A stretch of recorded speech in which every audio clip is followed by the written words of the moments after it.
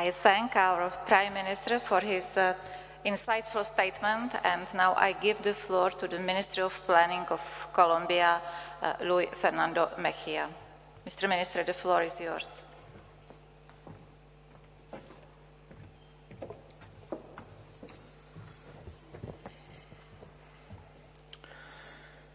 His Excellency Andrej Babiš, Prime Minister of the Czech Republic, special salute and recognition for your country's outstanding leadership in the promotion and implementation of the 2030 Agenda. Her Excellency Amina Mohamed, Deputy Secretary General of the United Nations, we all admire you for your very resolute compromise with the SDGs since their initial formulation stages. I especially wish to thank you for your support to the Colombian process. We had the honor to have Amina in Colombia in 2015 when we launched our National SDG Commission. His Excellency Miroslav Lajčák, President of the UN General Assembly, a very close friend to our government, thank you very much for your important support by accompanying us in Bogota just 10 days ago during the launch of the Colombian SDGs white paper, which I will refer to later. His Excellency Martin Stropnicki, Minister of Foreign Affairs, my most sincere and special regards to you for hosting us today, and to the team of the Ministry of Foreign Affairs who have supported us in all regards and have made this visit possible. Thank you very much.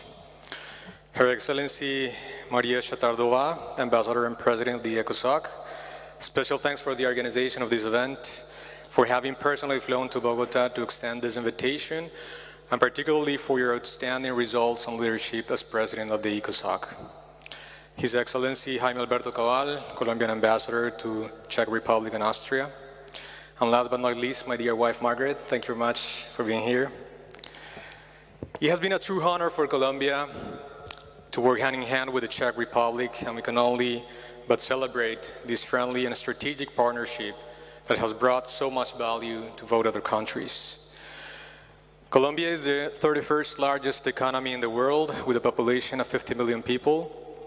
It distinguishes itself by a long-standing tradition of economic stability, evidenced by the fact that, for example, Colombians have seen just 3 years of negative growth in more than a century. The government has never defaulted on its debt in modern economic history, and the economy has not experienced a single episode of hyperinflation, a common malaise in Latin American economies. Unfortunately, investment, employment, and economic growth were held back by the war against the FARC, the longest-standing conflict in the Western Hemisphere. With this in mind, under the leadership of President and later Nobel Prize winner Juan Manuel Santos, the government embarked in peace talks with this guerrilla movement, the FARC, on 2012, a 5-year process which successfully culminated in June 2017, when the FARC ceased to be an armed group, handing over its weapons to the United Nations. As a result, the FARC are now a political party running for Congress, and just 2 weeks ago, we had the more peaceful elections in more than 50 years. Both our studies and independent research have estimated that peace will bring about additional growth of about 1% per year, with agriculture and tourism standing to benefit the most. With potential output growth at about 3.5 per year, such an increase implies that income will double every 15 years, 5 years faster than it would take without peace. Alongside the great news in the peace front, Colombia has made great economic and social progress during this decade. With an agenda of inclusive and sustainable growth, the poverty rate has fallen from 40% of the population to 26.9% during the past 8 years. And the extreme poverty rate was cut in half, from 14% to 7% of the population, lifting 4.8 million people out of poverty and 2.8 million out of extreme poverty during this period. At this rate, Colombia will have eradicated extreme poverty by 2030. On the environmental agenda, even though Colombia contributes less than 0.5% with total greenhouse gas emissions, it has suffered great economic and life losses from climate change-related disasters. For instance, La Niña episode during 2010 was estimated to cost around 2% of GDP, affecting 14% of the primary road network, more than 500,000 houses, leading to more than 1,300 deaths. and climate change will continue to do so. According to our third national communication, by 2040, temperatures could rise by 0.9 degrees Celsius, and precipitation could decrease between 10% and 40% in almost 30% of our territory. Adapting to climate change will decrease the impacts of this phenomena and could avoid average annual losses estimated at about 0.5% of GDP. As a result, Colombia has moved decisively on several fronts.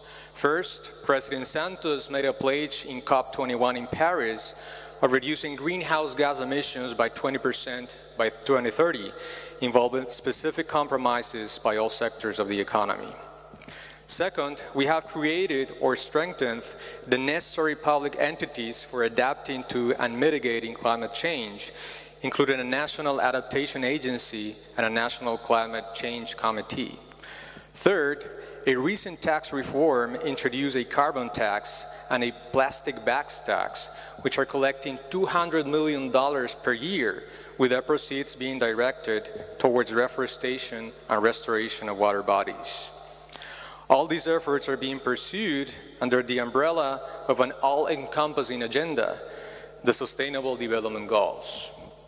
Back in Rio 2012, Colombian government officials participated decisively in the idea of a more ambitious agenda with economic, social, and environmental objectives, with the inclusion of both developing and developed economies. To continue with this leadership in the 2030 Agenda, Colombia was the first country in the world to include the SDGs in its National Development Plan back in 2015. Our last effort in this direction was the recent approval by the President and all cabinet members of an SDG white paper. This policy document, which was publicly consulted, defines 16 main targets, one for each goal, with quantitative measures that allow for prioritizing government and private efforts as well. For instance, in goal number 1, no poverty, we set multidimensional poverty as the main target. This poverty measure goes beyond income measures, focusing instead in access to health, education, housing, formal employment, and child well-being. In this sense, we regard this measure as more structural. Colombia's multidimensional poverty rate stood at 30% of the population in 2010, stands now at 17%, and should lie below 8.4% by 2030, according to the target set in this white paper. The document also defined regional targets with the purpose of leaving no one behind, thereby closing regional gaps and empowering local authorities with specific responsibilities in this global agenda. This is an important way for motivating participation at the territorial level. We have also launched a public platform so that every citizen can learn about each target and monitor its progress. In this platform, we intend to push forward a portfolio of projects to leverage private and international involvement and investment. Without sound financing from multiple sources, no country will be able to achieve the Sustainable Development Goals and targets. Finally, I would like to conclude with how participation has been key in building trust between the government and local communities, especially those at municipalities that were highly affected by the armed conflict. With the objective of closing socioeconomic gaps, we are building with local communities what we have called territorial-focused development plans.